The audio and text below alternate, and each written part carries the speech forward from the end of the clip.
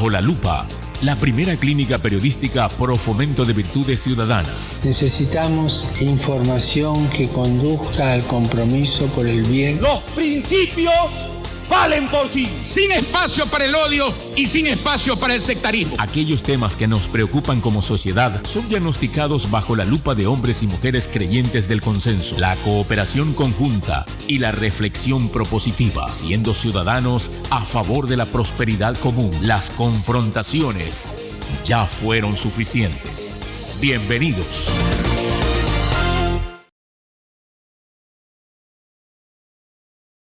Sentido saludo, querido audiencia de la Clínica Periodística Zona Bajo la Lupa. Hoy comparece el ingeniero Henry Kronfle, asambleísta por el Partido Social Cristiano Madera de Guerrero y precandidato a la presidencia de la República. Ingeniero Kronfle, bienvenido a Bajo la Lupa. Muchas gracias por la invitación. Un saludo a toda su audiencia. Siempre a las órdenes.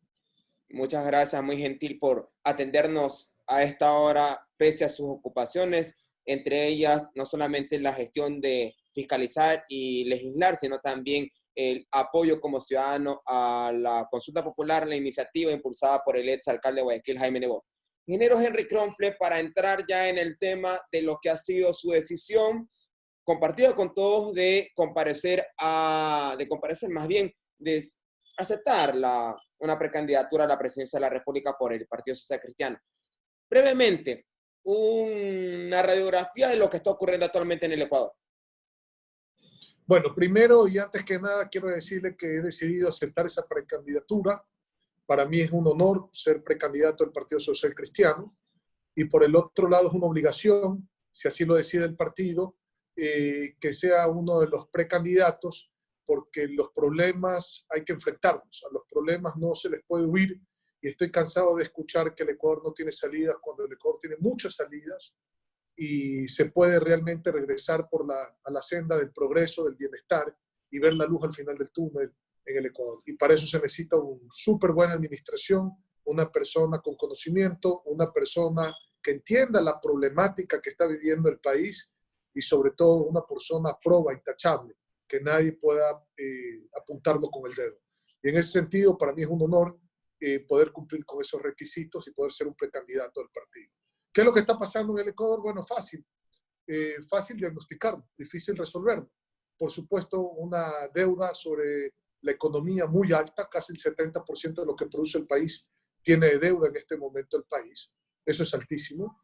No hay plata, falta de liquidez, no hay dinero. Y usted sabe que la economía es las pequeñas transacciones cuando alguien vende algo y alguien compra algo. Y para eso se necesita un medio que es el dinero, al menos que esté haciendo una economía medieval en donde funciona el trueque. Pero aquí para hacer economía, si yo le vendo algo y usted me compra algo, se necesita plata para transar y se necesitan bienes que producir. Y para producir esos bienes se necesita invertir. Y para invertir se necesita dinero, se necesita crear empleo, se necesita entrenar a gente. Y entonces, y se necesita distribuir y se necesita logística. Entonces, en un país donde no hay dinero, es muy difícil que el ciudadano pueda comprar porque no tiene dinero, las empresas que puedan vender, invertir porque tampoco hay dinero y por lo tanto no se puede crear empleo. Y por lo tanto no se puede hacer movimiento económico. Entonces, al momento que no hay liquidez, no hay economía, y si no hay economía y no hay liquidez y sobre eso hay deuda, entonces el país está en una situación sumamente grave. Y eso es lo que hay que atacar quien sepa administrar, y de eso sí me jacto, yo sí sé administrar, he sido exitoso en la administración, pues hay que tomar las riendas de este barco sin control, hay que tomar el timón y llevarlo a la costa más cercana a salvo y no dejarlo en la deriva del mar para que peor aún se hunda. Entonces creo que esa es la obligación que tenemos cuando nos hacen precandidato a una campaña en camino a la presidencia de la República. Me consta, breve paréntesis, me consta que usted tiene buen manejo en cuanto a la administración, mi tío empresario, mi familia empresaria, usted también empresario, se conocen, de hecho comparten buena amistad y no es de ahora, ha sido de tiempo su gestión en cuanto al sector privado y de ello, creería yo, no hay nadie quien le apunte lo contrario. Pero a nivel de país, ya creo que la situación, como usted lo ha bien señalado, es un poco más compleja. Hoy el presidente Moreno anunció el acuerdo que ha llegado con los bonistas y todo lo que ello comprende, entre otras cosas, esa liberalización de 16.000 millones de dólares para la economía de hoy a 10 años. Si usted, por la bendición de Dios y los adherentes al Partido Social Cristiano deciden que sea candidato a la presidencia de la República, ya candidato, es decir, ya no ser precandidato, y corre usted a estas elecciones, ¿cómo empezaría a actuar administrando el país a nivel económico? Bueno, primero, para comenzar contestando su pregunta en orden. Primero, la reestructuración que ha anunciado hoy el gobierno de bonos, entiendo que es con una parte de los tenedores de bonos, es muy bueno, porque está hablando de que está ampliando el plazo, que está teniendo periodo de gracia. Eso quiere decir que por algunos años usted no va a pagar. Entonces no va a pagar por 5 años y encima amplía el plazo. Hay lo que se llama una quita de capital. En inglés es lo que se llama el corte de pelo, el haircut. Aquí se dice quita de capital.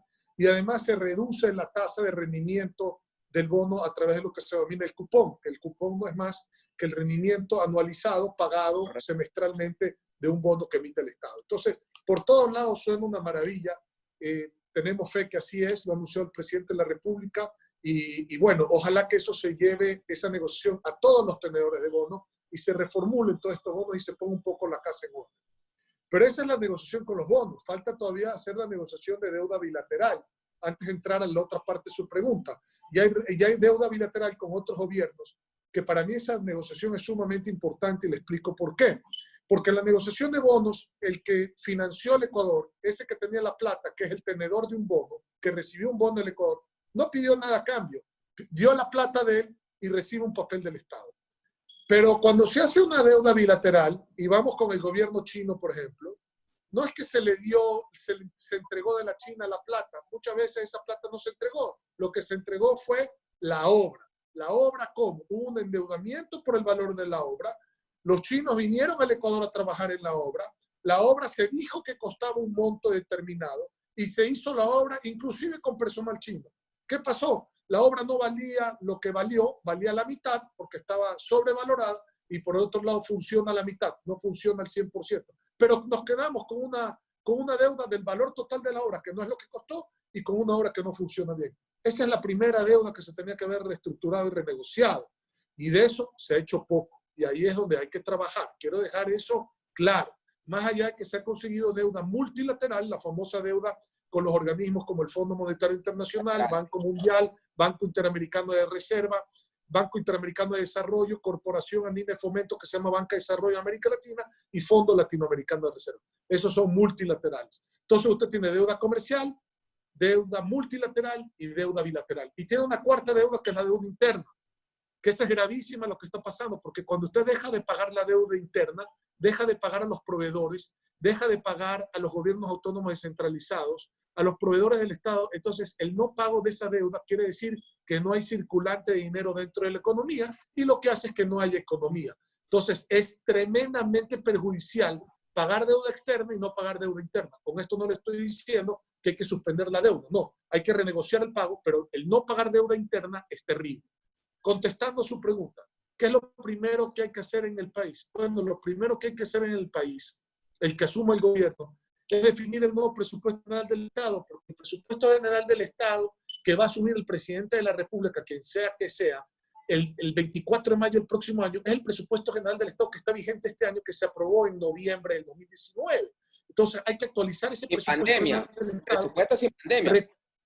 Por supuesto, y con costos de petróleo que tampoco son los que se reflejan actualmente. Entonces ese presupuesto general del Estado hay que reorientar ese presupuesto general del Estado a lo que requiere el país en ese momento y no a las obras faraónicas que están establecidas en el Plan Anual de Inversiones, que dicho sea de paso, no se necesitan, pero que las que se necesitan se deberían hacer a través de concesiones, alianzas público-privadas o fórmulas de asociatividad con el dinero del sector privado. ¿Para qué? Para liberar de recursos al Estado ecuatoriano, hacer la obra que necesita el pueblo y que sea con el dinero del privado, no con el pueblo. Que ese trabajador pase al sector privado, no siga siendo funcionario de gobierno y que en esa competencia y competitividad que se genere baje el costo de servicios para poder los ecuatorianos con el mismo sueldo que nos alcancen más el salario.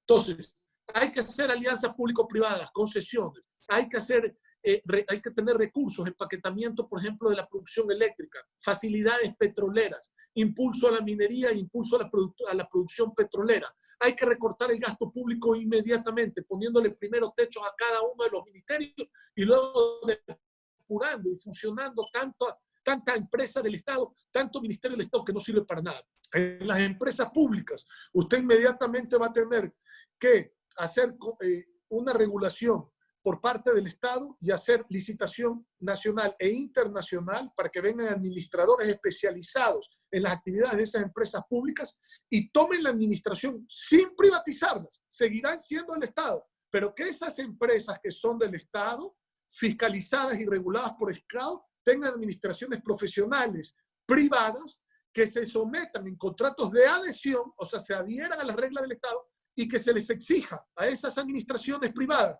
que se lleven los empleados públicos al sector privado en esa administración y que le den rentabilidad, ingreso al Estado y no ingreso, y que se mejoren los servicios y sean más baratas. Entonces hay que hacer una reestructuración profunda, ¿no?, del Ecuador. Hay que focalizar muy bien los subsidios sin tocar el gas, sin tocar el diésel digamos, del transporte público. Hay que quitar las distorsiones. ¿Cómo es posible que un agricultor no sea competitivo hoy en día? ¿Dónde están las tecnologías de la información y la comunicación para el campo, para el sector ganadero y agrícola, es decir, el sector agropecuario? ¿Dónde están los beneficios para el pesquero artesanal? ¿Dónde están esas tecnologías, ese internet para que ellos puedan tener en su teléfono una oficina en el campo y no tengan que buscar, discúlpenme, un árbol? Hasta los alumnos ahora, con la nueva forma de estudiar, tienen que subirse a los árboles porque no hay infraestructura en telecomunicaciones en el país. Entonces, hay que hacer muchas cosas en el campo para volver al campo competitivo. Innovación, crédito oportuno, barato y suficiente. La banca pública tiene que jugar un papel fundamental. Antes era la banca de fomento, ahora se llama Ban Ecuador. Pero esa banca, para fomentar las actividades productivas, se requiere en el Ecuador. Es importantísimo dar créditos a largo plazo y a muy bajas tasas de interés por montos que sean porcentajes por lo menos mínimos del monto total del otorgamiento de crédito de esa institución financiera, mínimos porcentajes, que un 10, un 15% de eso vaya única y exclusivamente al campo con tasas preferenciales. Innovación, semillas de alto rendimiento y de alta tecnología certificadas nacional e internacionalmente, pajuelas de toros de casta que van a producir mejor carne, mejor leche las vacas. Entonces, hay que trabajar en la renovación del campo porque 50% de los ecuatorianos trabajan en la parte agropecuaria y ganadera y el 100% de los ecuatorianos nos alimentamos de eso. Eso no puede estar dejado al abandono como ha venido estando dejado al abandono. Y una serie más de cosas que le van a permitir al Ecuador tener liquidez, por supuesto, homologar salarios entre los gobiernos autónomos descentralizados, el gobierno central y el sector privado. Porque un médico de un municipio hoy gana $500 y ese mismo médico del gobierno central gana 4.000 cuando tiene la misma función. Eso no tiene presentación alguna. No renovar los contratos, estos temporales que tiene el gobierno central que no involucran despidos, ¿no?, que no involucran indemnizaciones, manteniendo, por supuesto, la burocracia formal que requiere un Estado para poder operar. Entonces, se tienen que hacer, créanmelo, en los primeros 100 días se tienen que hacer 500 cosas, pero hay que empezar rápidamente a actuar en el país porque el país no aguanta más. Hay que ser súper serios en ver cuál es el camino que necesita el Ecuador para seguir adelante. Y la consulta popular, porque estas son cosas de un plan de gobierno, y la consulta popular que se va a presentar no por el Partido Social Cristiano, no por el abogado Jaime Nebot, sino por el pueblo, por todas esas organizaciones con las cuales hemos hablado, artesanos, floricultores, acuacultores, ganaderos, industriales, empresas de servicios, de turismo, comercio, emprendedores, jubilados, profesionales, la gente que ha migrado, migrantes, policías y militares retirados y una serie de organizaciones con las cuales hemos conversado a cabalidad, entienden la problemática y saben que si se produce 5 hoy y mañana con un buen plan de gobierno se produce 10, el tema es que los 5 no se pierdan y que los 10 tampoco se pierdan. Y de ahí que la consulta popular va a ser esta camisa de fuerza en la administración pública que le dé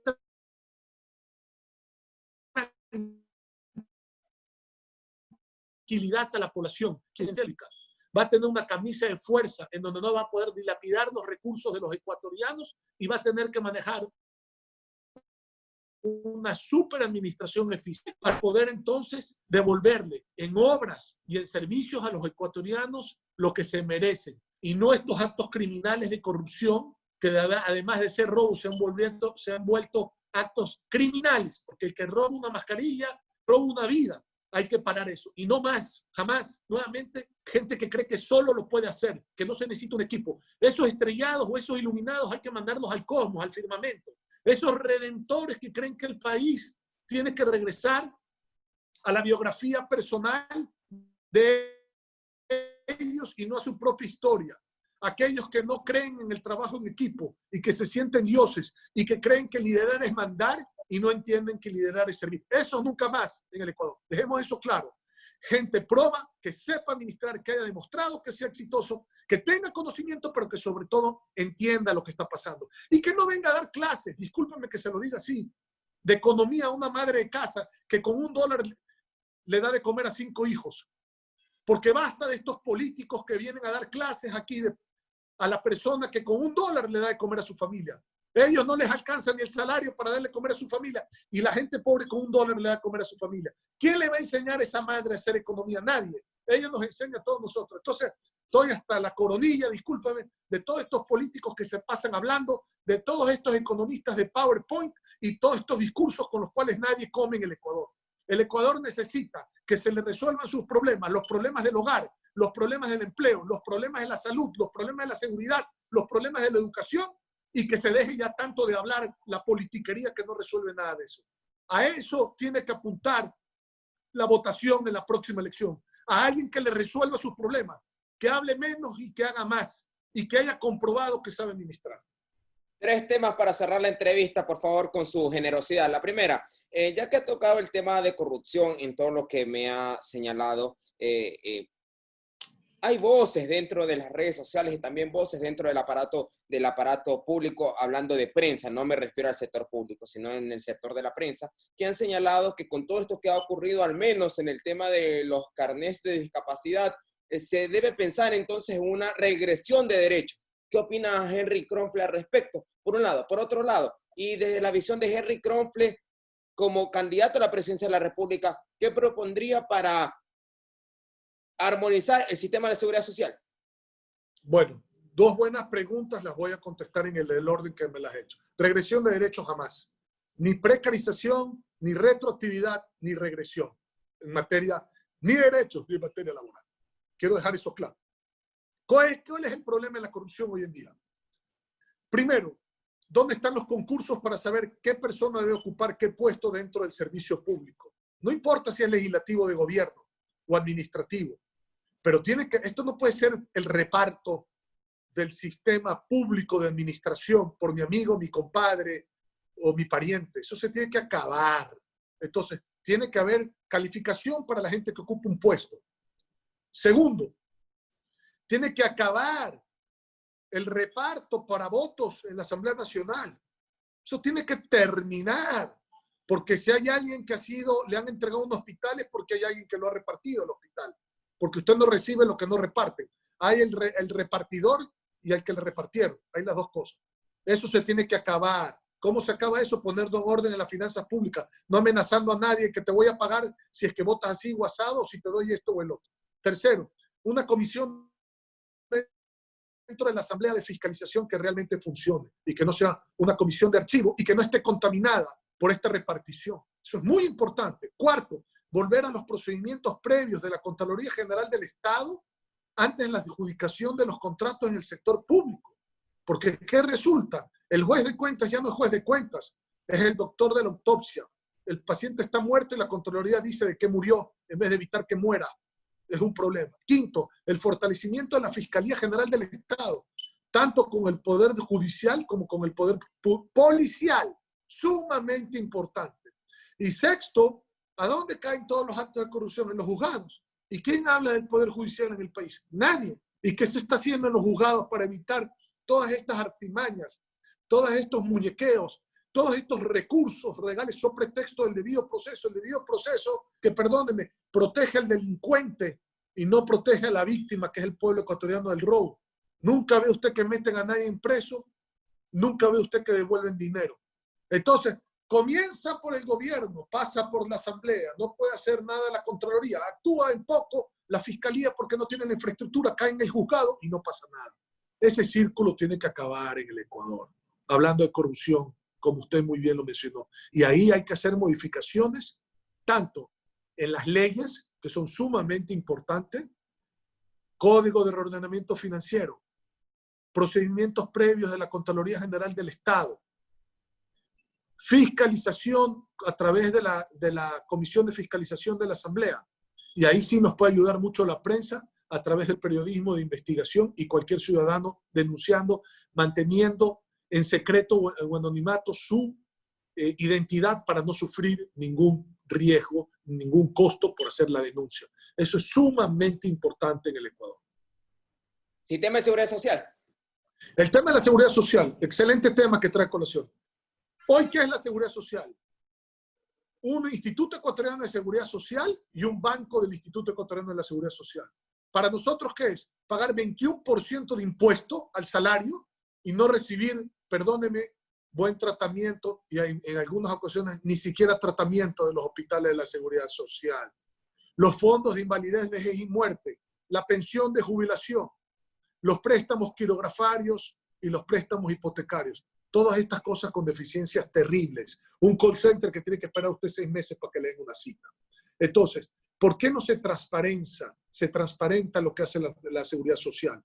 El IES, que debe hacer la inversión en los equipos para los hospitales, en las medicinas, etcétera, ¿por qué no se le pide cuentas sobre el dinero que hemos aportado todos los ecuatorianos? ¿Y por qué no al BIES se le obliga a que cualquier inversión que haga de esos remanentes, es decir, lo que no consume el IES y va al BIES y que tenga que invertirlos en temas financieros, ¿por qué no se le obliga a tener una empresa internacional, nacional o internacional, calificada y proba, con ciertos años de experiencia, para que esas inversiones vayan a donde tengan que ir con la mayor rentabilidad, seguridad y liquidez, que son los 3 temas que se necesitan? Entonces sí hay que hacer cambios profundos en la seguridad social para poder tener transparencia y que todo ecuatoriano sepa cuál va a ser su fondo de jubilación y a dónde está invertido, tanto en el IES como en el BIES, el dinero que aporta, que es el 21% de su salario. Si usted le pide cuentas a un banco privado, ¿por qué no le pide las mismas cuentas al Banco del Instituto Ecuatoriano de Seguridad Social y al administrador de esos fondos, que es el IES? Eso tiene que cambiar y eso va a ser una pregunta muy importante dentro de la consulta popular de Iniciativa Ciudadana. ¿Se opone Henry Kronfle a que se suba la prima y se suba la edad para la jubilación? Totalmente. Me parece una barbaridad. Con el mismo desorden, más plata para más dilapidación. Tendríamos que estar locos para aprobar eso. Aquí hay que poner en orden la casa. Si usted pone en orden la casa, separa, discúlpeme, el robo, hay que decir con claridad meridiana, se quita la grasa del piponajo y se hacen las cosas como se tienen que hacer, no hay para qué subir ni un centavo las primas ni nada. Más bien tendríamos que ver si haciendo esos cambios se podrían bajar. A la Cámara, por favor, finalmente. Henry Kronfle, diríjase a los adherentes del Partido Social Cristiano Madre Guerrero y ¿por qué ellos deberían inclinarse por Henry Kronfle para ser candidato a la presidencia de la República? Por favor. Bueno, ellos se tienen que inclinar por quienes ellos consideren que es la persona que puede sacar a este país adelante después de varias variables. Eso sí hay que dejarlo claro, que hay que analizar. 1, por supuesto, la probidad. Creo que todos lo tienen. 2, el conocimiento. 3, el entendimiento de la problemática que vive el país. 4, la probada capacidad de administración a través del éxito que uno va adquiriendo durante la vida y adquirido en la vida.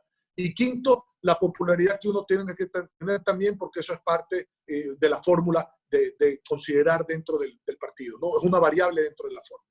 Entonces, creo que cumplo con la mayoría de estos parámetros y esperemos, porque el partido no tiene por qué encerrarse en un candidato propio. El partido tiene que estar abierto a cualquier tipo de alianza conceptual, no de membretes políticos, no de nombres de políticos, no de partidos políticos, conceptual.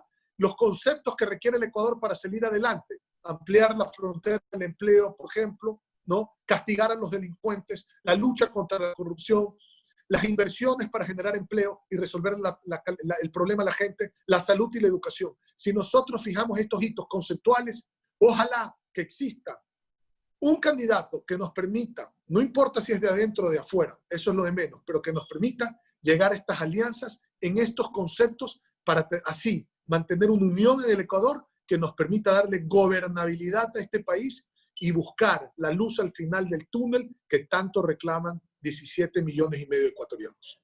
Gracias, ingeniero Henry Kronfle, asambleísta por el Partido Social Cristiano Madre de Guerrero, precandidato a la presidencia de la República por la misma organización política, por comparecer a la clínica periodística Zona Bajo la Lupa. Sin duda alguna lo voy a estar molestando posteriormente en virtud del tiempo que transcurra y los planes que usted presenta, que ya los ha compartido de manera sucinta y que van a ir madurando con el fin de poder comunicar a las audiencias cómo van esos acercamientos con la ciudadanía, con los adherentes al Partido Social Cristiano y mirar si es que bendito Dios le acompaña a Henry Kronfle en bandera la candidatura presidencial de la organización política que he mencionado. Que Dios le bendiga y buenas noches. Muchas gracias. Un abrazo para usted y para toda la audiencia. Buenas noches. Hasta luego.